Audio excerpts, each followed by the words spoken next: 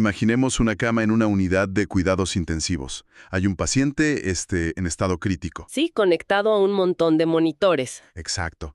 Y resulta que sus riñones han dejado de funcionar por completo. Las toxinas se están acumulando súper rápido en su sangre.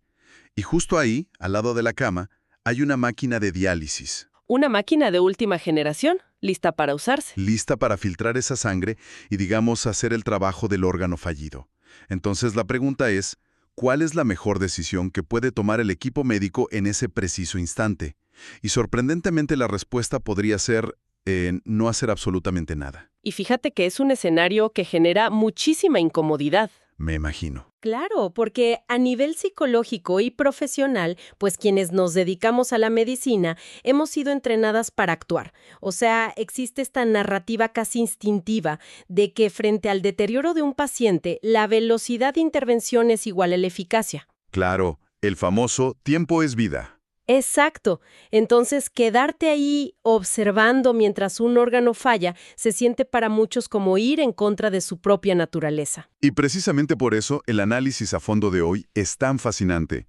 Bienvenidos a este espacio.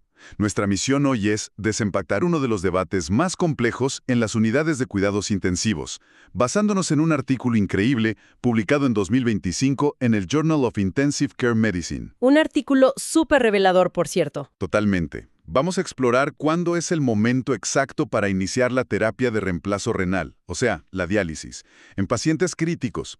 Porque la evidencia más reciente nos demuestra que soportar la urgencia de presionar el botón de encendido de esa máquina y simplemente observar, pues está salvando más vidas que intervenir temprano. Lo cual convierte a todo este tema en un ejemplo perfecto de por qué el pensamiento crítico es vital. O sea, en un mundo donde siempre buscamos la acción rápida, la ciencia nos obliga a reevaluar viejas prácticas. A frenar un poco. Sí, a frenar y entender que la intuición humana siempre debe someterse al rigor de la evidencia. A ver, para entender por qué retrasar este tratamiento es un cambio de paradigma tan fuerte, primero hay que entender qué le pasa al cuerpo. Estamos hablando de la lesión renal aguda. Y algo clave aquí es que los riñones casi nunca deciden fallar por sí solos de la nada, ¿verdad? No, casi nunca. En el entorno de la UCI, el riñón normalmente es víctima de un caos mayor, digamos. Sufre daño colateral. Ajá. Haz de cuenta, cuando una persona entra en shock severo, o sufre un trauma masivo, o desarrolla sepsis. Que la sepsis es esta respuesta extrema del cuerpo a una infección, ¿no? Exacto, una infección descontrolada. Pues ahí el sistema cardiovascular colapsa. La presión arterial cae en picada, y el cuerpo, en un intento desesperado por salvar el cerebro y el corazón, sacrifica el flujo de sangre hacia otros órganos. O sea, les corta el suministro. Literalmente. Y los riñones, que son filtros súper delicados que dependen de una alta presión de sangre, pues se asfixian por falta de oxígeno. Por eso, cuando esta lesión renal se combina con algo como la sepsis, estamos viendo mortalidades de hasta un 60%. Es altísimo. O sea, el filtro se detiene y la basura metabólica se acumula. Ahora, hay que aclarar que hay momentos donde conectar esa máquina no está a discusión, no. Hay emergencias absolutas. Claro, hay 3 líneas rojas fisiológicas que no puedes cruzar. La primera es cuando el potasio en la sangre se dispara y ya no responde a medicamentos. Que el potasio controla la electricidad del corazón. Exacto. Si hay demasiado potasio, el corazón pierde el ritmo y se detiene. La segunda línea roja es la acidosis severa. Si el riñón no elimina los ácidos, la sangre se vuelve tan ácida que las proteínas de las células se deforman, dejan de funcionar. ¡Wow! Se deshacen, básicamente. Y la tercera es la sobrecarga masiva de líquidos. Si el paciente no produce orina, todo el suero y los medicamentos que le están pasando por la vena se acumulan hasta que inundan los pulmones. Y se vuelve imposible respirar. Así es. Si pasa cualquiera de estas 3 cosas, inicias la diálisis de inmediato. Es de vida o muerte. Lo cual tiene toda la lógica del mundo. Pero aquí entra el núcleo de nuestro análisis, que es la famosa zona gris. O sea, tenemos a un paciente con los riñones paralizados, pero que todavía no cruza ninguna de esas 3 líneas rojas. Su corazón late bien, respira. Exacto, no está ahogándose en líquidos. E históricamente había una gran división. Algunos querían conectar la máquina ya, de forma preventiva, y otros preferían esperar. A ver, yo lo veo con esta analogía. Es como oler a humo en la cocina, ¿no? Las 3 emergencias letales que mencionaste son cuando ya ves las llamas en la estufa. Ahí tomas el extintor, que es la diálisis, y apagas el fuego. Lógico, tienes que actuar. Pero la zona gris es hueles a humo pero no ves fuego. Entonces, ¿disparamos el extintor por toda la cocina y arruinamos la comida solo por si acaso? ¿O esperamos a ver si solo fue una tostada quemada? Esa analogía del extintor es buenísima, porque destaca que la diálisis no es una herramienta inofensiva. Tiene un costo muy alto, genera daños colaterales y durante mucho tiempo la medicina no supo qué hacer con ese olor a humo. Se adelantaban. Sí, si revisas los estudios de hace, 15 años, el consenso era disparar el extintor rápido. Decían que iniciar la diálisis temprano reducía la mortalidad. Pero esos datos iniciales tenían una trampa metodológica enorme, ¿no? Un sesgo monumental. Un sesgo de supervivencia o de intervención, más bien. A ver, explícanos eso. Pues resulta que esos primeros estudios solo analizaban a los pacientes que sí habían sido conectados a la máquina de diálisis. Y al hacer eso, borraron de la ecuación a una cantidad gigante de pacientes con falla renal que nunca recibieron diálisis porque, increíblemente, sus riñones sanaron solos en un par de días. O sea, ignoraron a los que se curaron solos. Es como si quisiéramos probar que los paracaídas son buenos, pero solo contamos a los que saltaron del avión y olvidamos a los que se quedaron sentados a salvo en el asiento. Tal cual, al excluir a los que se recuperaron naturalmente, hicieron que la diálisis temprana pareciera un éxito rotundo, cuando no lo era. Afortunadamente, la ciencia corrige su rumbo. En los últimos años hicieron estos ensayos clínicos masivos, globales. Agarraron a miles de pacientes y los dividieron al azar. A unos les daban la diálisis temprano y a otros les aplicaban esta espera estructurada. Y los resultados de estos ensayos grandes, como el AKIKI y el START-AKI, causaron un terremoto en las terapias intensivas.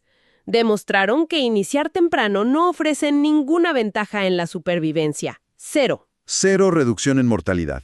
Pero el dato que rompió el paradigma fue el grupo de espera. Casi la mitad de los pacientes que estaban en el grupo de esperar jamás necesitaron la máquina. O sea, la mitad. La mitad.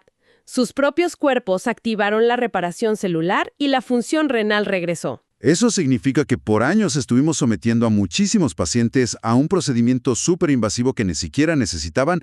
Y a ver, aquí te hago una pregunta, porque hay algo que me hace mucho ruido. Dime. Si los riñones de una persona están fallando, no limpian la sangre, ¿por qué conectar una máquina que hace el trabajo por ellos causaría más daño? O sea, ¿por qué darle un descanso al riñón resulta contraproducente y genera mayor dependencia a largo plazo? Es una excelente pregunta, y la respuesta está en la hemodinámica, en cómo se comportan los fluidos. Hay que entender que la diálisis no es un masajito suave. No es un spa para la sangre. Para nada.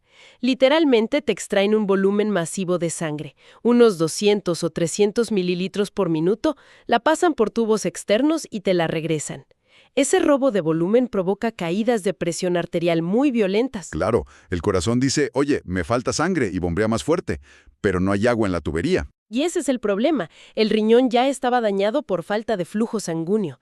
Y de repente, cada que la máquina genera estas caídas de presión, el riñón sufre nuevos episodios de asfixia. O sea, lo rematas. Literalmente destruyes la poca función renal que le quedaba por forzar el proceso.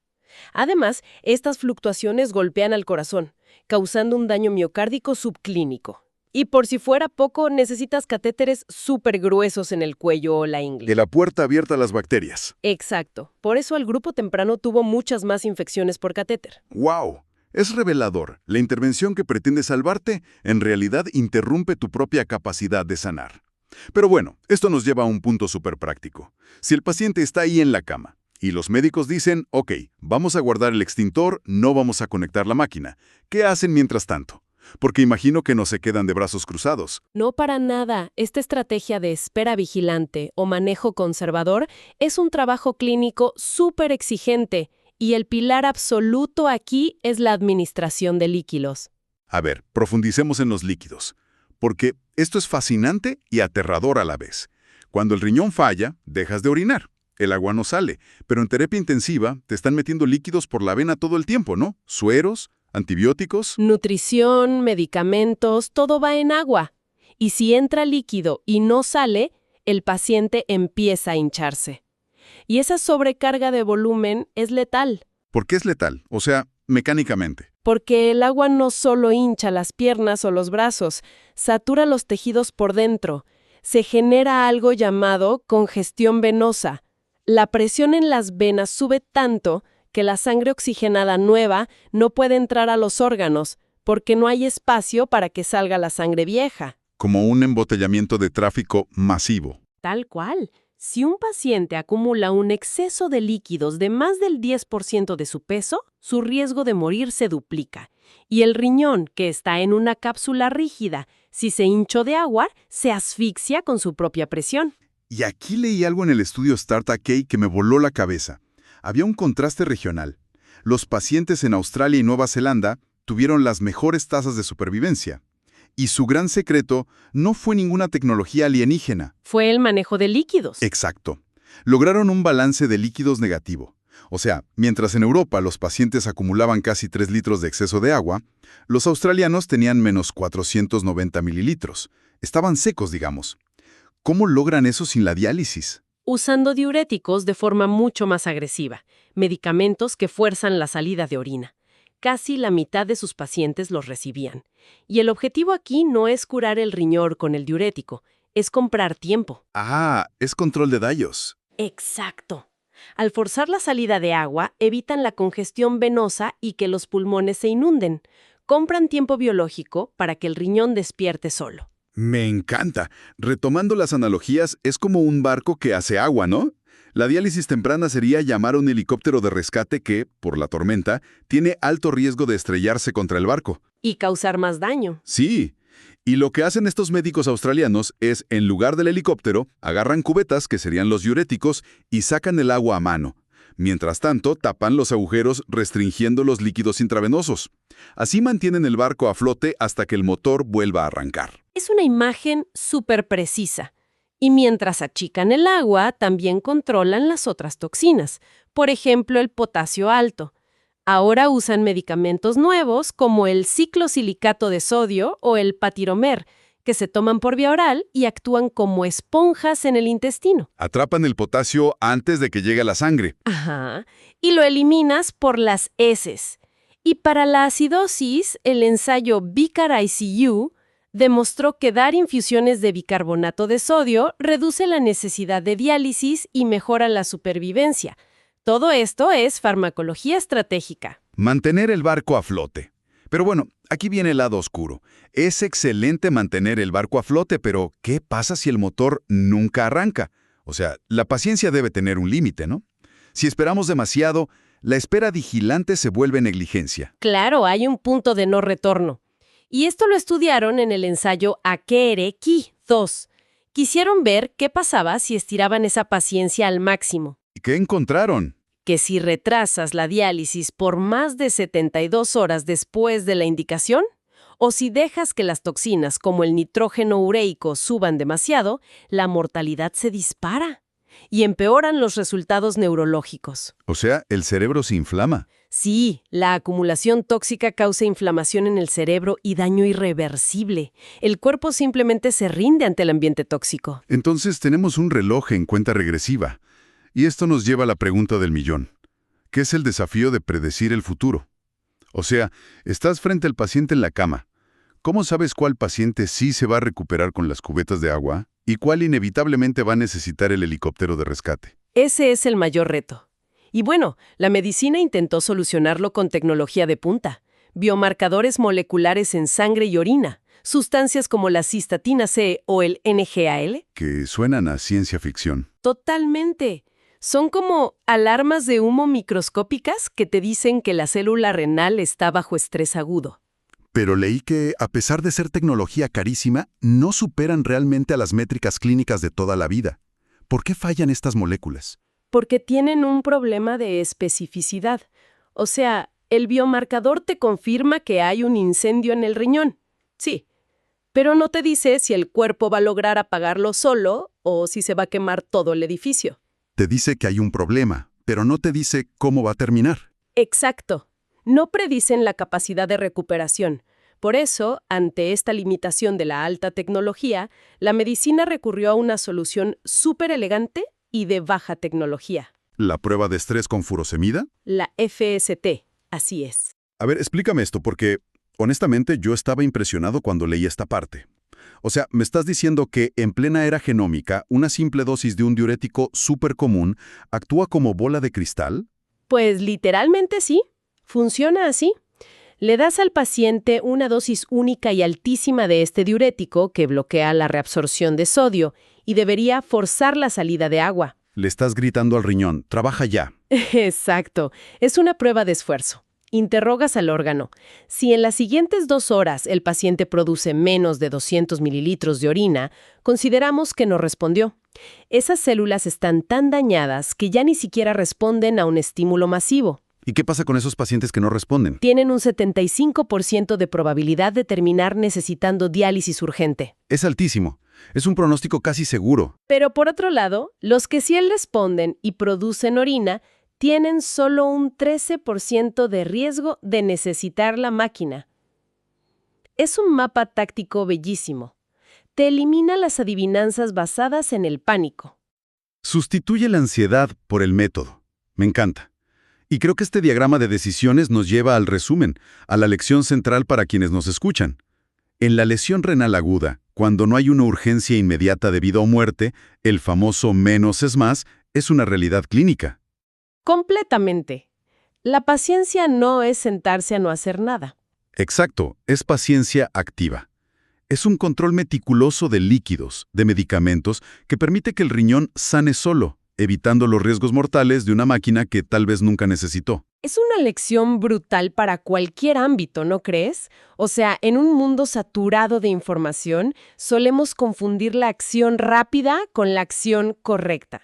Soportar la incomodidad de la incertidumbre requiere mucha más maestría. Requiere mucho más coraje aguantarse las ganas de presionar el botón. Y bueno, para cerrar, quiero dejar sobre la mesa un pensamiento final un poco provocativo, basado en algo que menciona brevemente el artículo, sobre la inteligencia artificial.